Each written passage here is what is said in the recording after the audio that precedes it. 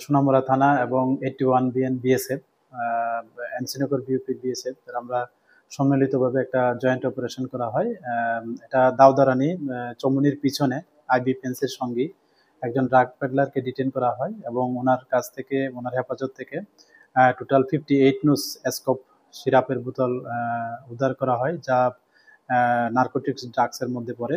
তো এ নিয়ে আমরা সোনামুড়া থানাতে একটা এনডিপিএস দ্বারায় মামলা নেওয়া হয় এবং ওনাকেও গ্রেপ্তার করা হয়।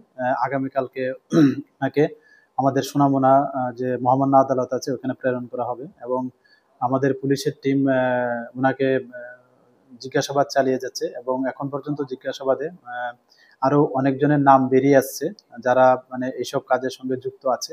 তো আমরা এই যে তথ্যগুলি আমরা আমাদের যে সিস্টার এজেন্সি আছে প্লাস আমাদের যে বিএসএফ এর যে গোয়েন্দা দপ্তর আছে আমরা ওনাদেরকেও এগুলি শেয়ার করেছি।